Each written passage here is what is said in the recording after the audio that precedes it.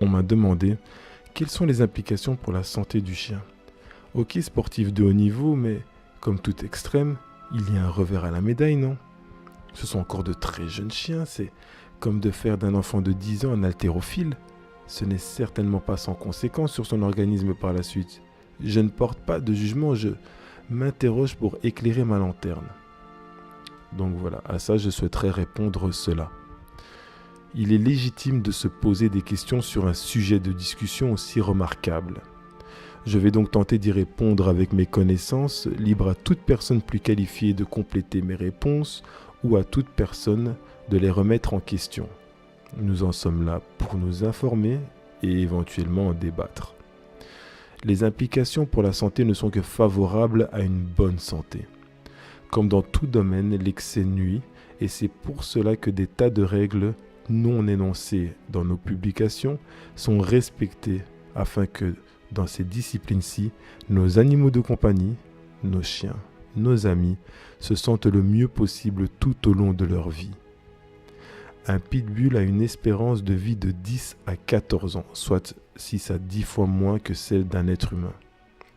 À travers ce temps de vie, un passionné aura éventuellement eu le temps d'observer l'impact du rythme d'une vie sportive d'un chien au moins 6 à 10 fois, ou des centaines de fois s'il a eu plusieurs chiens en même temps et observé les chiens de ses fréquentations.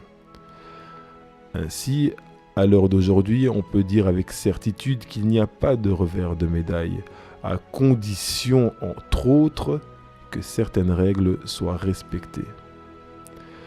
Un chien qui tracte 1 tonne sur un chariot ne le fait pas tous les jours. C'est un effort intense qu'il réalise occasionnellement afin de se dépasser dans la discipline, dans la limite du possible pour lui.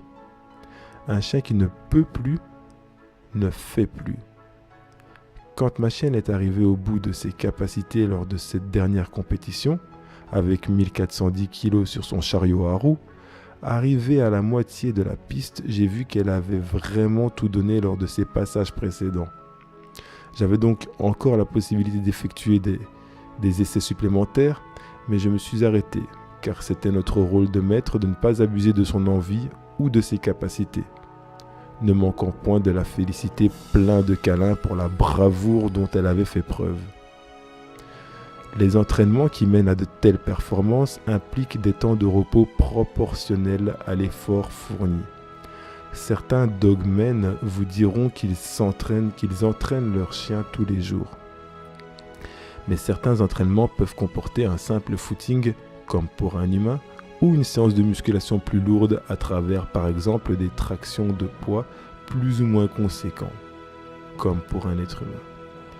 Le secret d'une bonne santé pour le chien et l'humain reste l'alimentation, l'exercice régulier et le repos. Si ces 3 règles sont respectées, il ne devrait pas y avoir de problème. Si un chien mène une carrière sportive à travers des participations aux compétitions saisonnières, c'est au maître de savoir à quel âge ou à quel moment augmenter ou diminuer le rythme d'activité. Et si finalement le chien n'est plus capable d'être classé sur un podium au vu de ses performances, c'est au maître de décider de continuer à participer pour le divertissement du chien et du maître, ou de simplement continuer le minimum d'exercice hors compétition. Nous avons dans nos clubs de sport des personnes de 80 ans qui viennent quotidiennement s'entraîner à un rythme adapté à leurs besoins.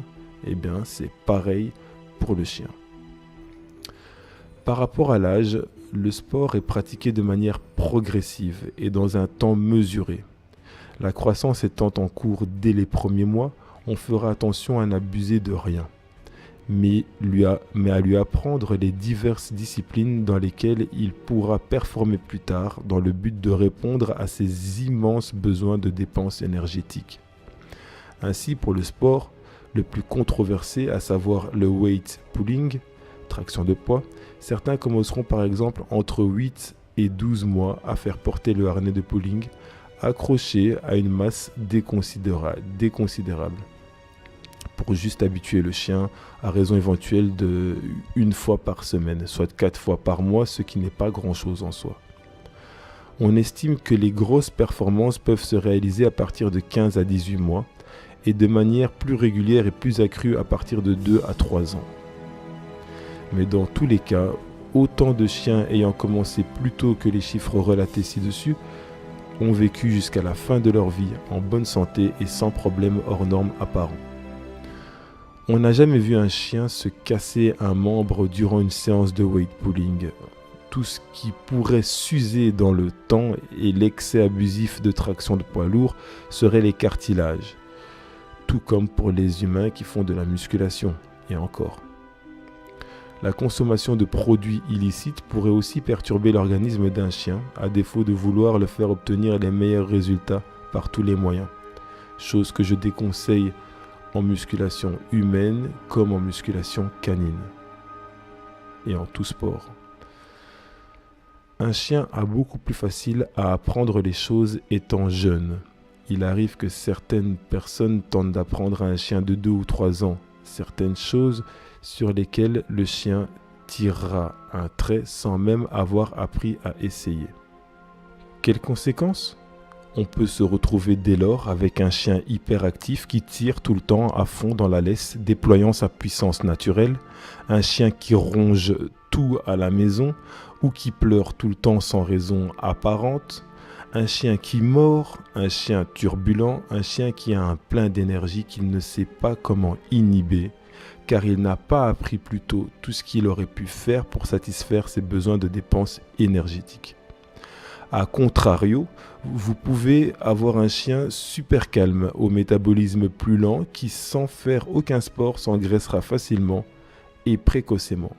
Graisse visible par l'excès de poids et graisse viscérale, soit la graisse autour de ses organes, à l'intérieur de son corps, au plus profond de son corps. Chien que vous aimerez comme il est, à qui vous donnerez énormément d'amour, mais sans vous rendre compte que c'est par son manque d'activité que vous mettrez sa santé en péril. Je conclurai ce post par le fait que ce n'est pas parce qu'une personne ne fait pas pratiquer tous ses sports à son chien que ça fait de lui un mauvais maître.